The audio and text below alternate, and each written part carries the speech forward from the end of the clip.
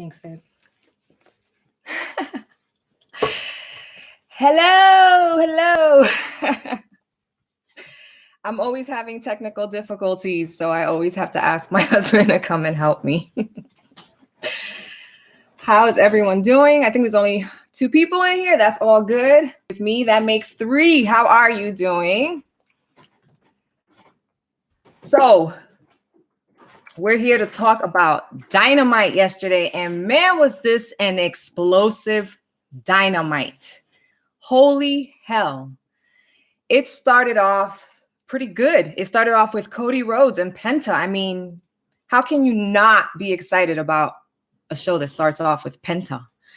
The match was great. Penta got a hit in before the bell even rang. Cody pulled off an amazing move from the top rope. I'm probably going to stumble when I say this because I really suck at saying it. But Harakalana. Hey, Steven, how are you? Thanks for joining me. I appreciate it. But yeah, it was so sweet. It was such a cool move.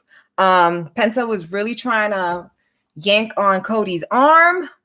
But in the end, Cody ended up getting the pin. But what happened afterwards was, what caught my eye, because you have the Gun Club coming out, right? But QT shows up late. Dustin Rhodes came out, the Gun Club came out, and QT, as usual lately, showed up late. I mean, I don't know about y'all, but I think that QT is getting ready to do a Nightmare Family exit and go straight heel.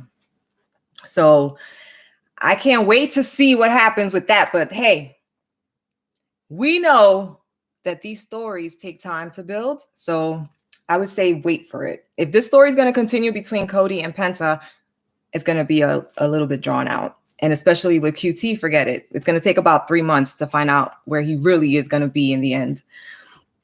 Jade had her second match. People, this is her second match. Only her second match. She's a beast. She looks so huge. I mean, she's a big woman, muscular. She's beautiful.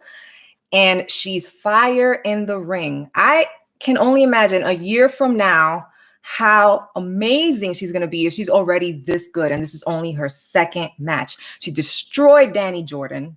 It was a squash match, obviously. I think Danny hit her once and it didn't do anything to her. Nothing.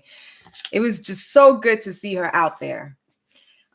She has a lot of stuff that's coming for Dynamite. So they did great with her debut and with her second match. They're just going to keep building her up. I see quite a few squash matches coming for her because, they got to firmly plant her feet on the ground as, a monstrous woman to watch out for. Like, she's coming for you.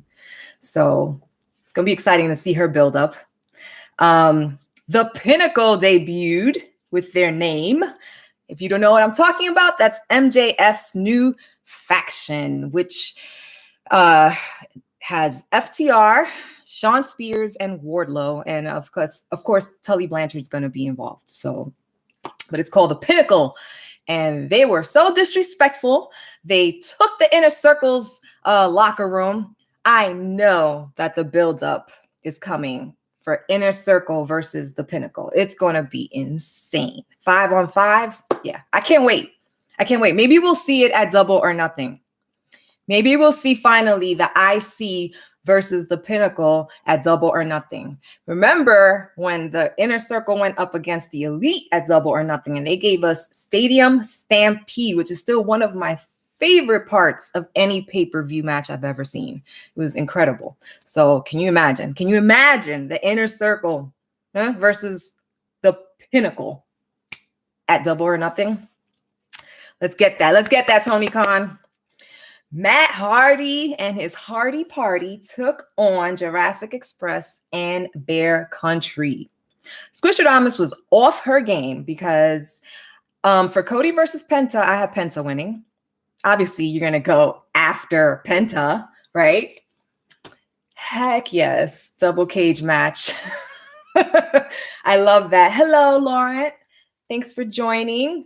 So yeah, for Hardy Party versus Jurassic Express and Bear Country, I had Jurassic Express and Bear Country winning. Got that so wrong. So wrong. You know, Dirty Matt Hardy, they took on Marco's stunt. They got rid of everybody else that was with Jurassic Express. Plus Jurassic Express and Jurassic Express and Bear Country were bumping heads. So they were not cohesive. And I think that's what caused, them to get kicked out of the ring and poor Marco stunt. But hey, he tagged himself in, so he did it to himself. But that is when, Private Party, gin and juiced Marco stunt. And, even though Private Party and Butcher and the Blade did all the work, Matt Hardy decided to throw himself in there and take the pin as usual, because he's a fame stealer. He wants all the money and all the fame, and the truth is the truth. So that's the way it goes. I see Private Party going full heel on Matt Hardy. They're going to get so sick and tired of him stealing their pins after they do all the work. I can't wait for that to happen. I hate Big Money Matt. He's such an asshole. Oh, and did you guys catch the part where everybody was like in the ring and they grabbed Marco's stunt, Bear Country grabbed Marco's stunt, and they flipped him over? He almost died. If the guys outside wouldn't have caught him the way that they did, he was going to be dead. It was going to be Rip Marco stunt. Ah, yes. Jon Moxley and Eddie Kingston. Them becoming friends again. I've loved the way this has turned out. That is one of the longest storytelling stories in AEW, because it started off with they were friends, but he came into AEW as an enemy, and the build-up, the matches, the feuds, and now they're friends and they're taking on people together, and they took on the Good Brothers. The Good Brothers, I think, dominated for most of the match, for a good chunk of the match, but then it turned around and Moxley, he pulled a pile driver, and, they came back and they won. I love the Good Brothers move, the magical killer. That's their finisher. I love that move. They pulled it on Moxley outside the ring before the bell even started. This match had like a whole match before the bell rung. So it was great. It was great. So Moxley ends up doing a roll-up cradle pin and he got the win. But what the Good Brothers do? Of course, Kenny Omega had to come out. So the Good Brothers started beating on Moxley and Eddie Kingston. Kenny Omega comes out. He brings a chair. He's being his old douche self with Don Callis. And then they want to start beating up on Moxley and Eddie Kingston all together, and the Young Bucks came out. Looks like they are officially leaving or have left the Bullet Club. They left officially. So the Young Bucks are no longer chilling or messing around with Omega. They didn't like it. They didn't like what happened there, and Don Callis absolutely got into the Young Bucks' head, saying that even though they're EVPs, Omega has more say than they do together. They built the promotion, but Omega's running it. Oh, hell yes.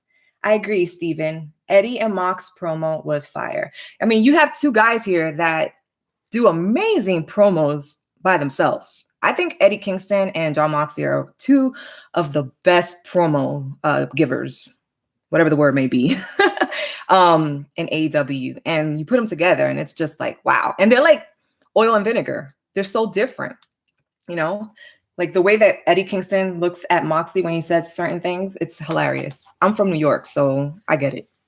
But yeah, that match was freaking great. I can't wait to see Moxley and Eddie take on more people together. I was wondering, like, who the hell can Moxley possibly ever tag with? Boom. I'm happy about it. Sting came out with Darby Allin to talk, and Darby Allin opened up the TNT belt for open challenge again, baby. And he started with the Dark Order. I love the Dark Order. And I knew it was going to be John Silver. So, in my head, I'm like, ooh, I hope John Silver takes it. Right? Yes. I hope John Silver takes it. Darby Allin's been a good TNT champion, but that belt seems to jump around more often. And I feel like John Silver has definitely built himself up to a point where he could take it. I would love to see the belt in the Dark Order for a little bit again. That would be bittersweet. And they might do it because, AEW be surprising people like that. But then Murder Hawk came out. So there's obviously a feud happening with Sting and Darby and Murder Hawk. So we're probably going to see that take place because Murder Hawk wants the belt. He wants all the belts. So he wants all of them. And then what happened? That was the shocker. Team Taz came out. And for the first time ever, Brian Cage had a full speech. He spoke. When he grabbed the mic, I was like, what's he gonna do with that? Is he gonna hit Sting in the head with it? No, he started talking. And it was great. I feel like they need to put him on the mic more. But he was for Sting. He was giving Sting props, and Team Taz lost their shit. They were like, what are you doing? Are you crazy? I think Ricky Starks asked him if he was on dope, and he just walked out. So could this be a Brian Cage exit from Team Taz? Are they taking him in a different direction? Is he possibly going to join Sting and Darby Allin?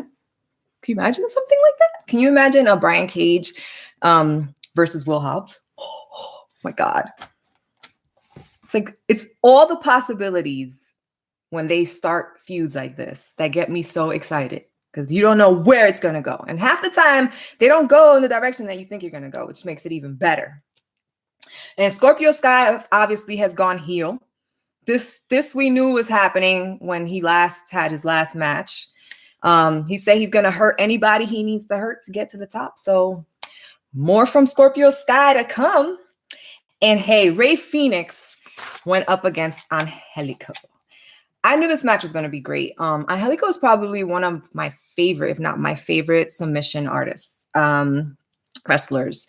And Rey Fénix, as I've said before, he defies gravity. He's just like high flying all the time, super quick. People don't ever see him coming. I think this is why it's so hard to catch Rey Fénix when he does any tope suicidas or jumps, from the top rope into a crowd. Because if you've seen him, he goes from the inside of the ring over the rope and sometimes lands where the audience is. So this is why it's so hard to catch him. It's like he's hopped up on sugar. He's just all over the place, but it makes it so much fun to watch. And it was fun to see like Rey Fénix pulling off these crazy, amazing moves on Angelico, and Angelico trying to get his submissions on Rey Fénix. He did the Navarro death roll, which is amazing. No, Matthew. Hi, Matthew. Rey Fénix isn't human. He's amazing. Rey Fénix is not human. No, he's not. He's a phenom. He is definitely something new. And I love it. I love it. I love all kinds of wrestling, but my favorite is definitely high flying, brutal. I love it. But yeah, that Navarro death roll is like one of my favorite, if not my favorite moves from Angelico. But Rey Fénix was too close to the ropes. In the end, Fénix hit him with a crucifix bomb. I have to say I've never seen that before. It was beautiful. It was beautiful. And he did his beautiful finisher, sit out and pinned and won. Knew Rey Fénix was going to win. Nothing, no surprise there. Miro and Sabian. Miro and Kip Sabian. That is going to end. Miro and Kip Sabian are coming to an end. I knew that was going to happen. It's about time. I personally don't think that it's working.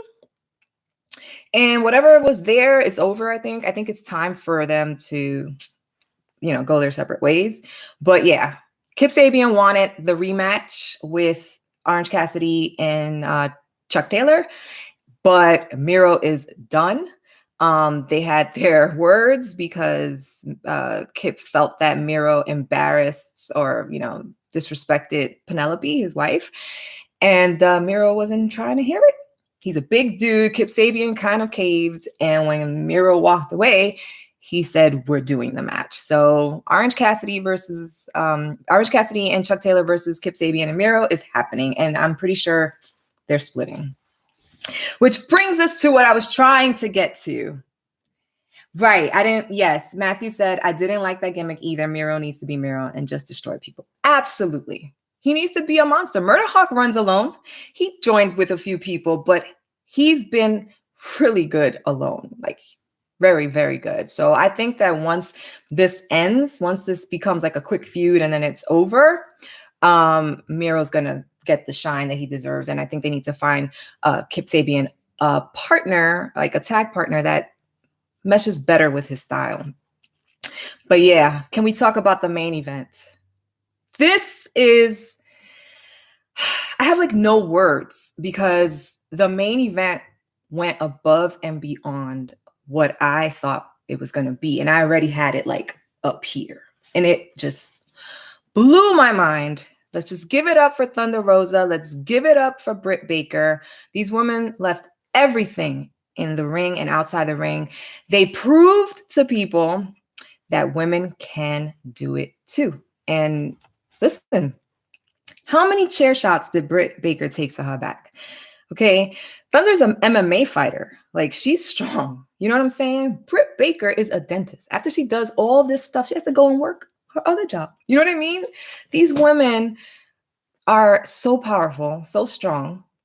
And they came in the ring and they blew it up. It was beautiful. The chair shots, the ladder shots, the off the top rope. Matthew says, best AEW match I've ever seen, male or female. That match was brutal. Yes. I'm saying top 5 of all the matches I've watched ever. It's one of my favorites. I'm not looking at it as a male match. I'm not looking at it as a female match, but we have to put, we have to mention, that this was 2 women breaking barriers, showing that, yes, we can main event. We could do it too. And let me tell you, they did it flawlessly. It was beautiful. It was beautiful. It was brutal. I cringed so much.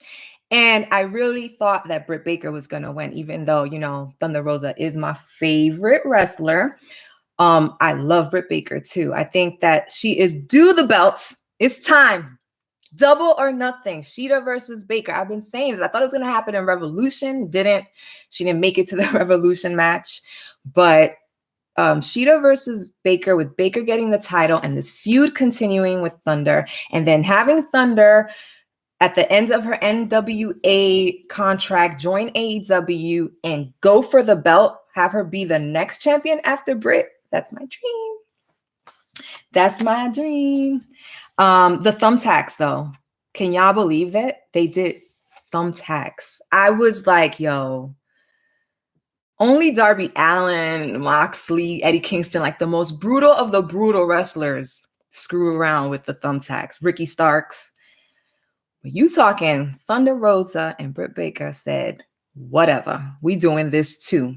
On a regular Dynamite night, they threw in thumbtacks, chairs, ladders, and tables. Okay? Let's give these women the props that they deserve. That was phenomenal.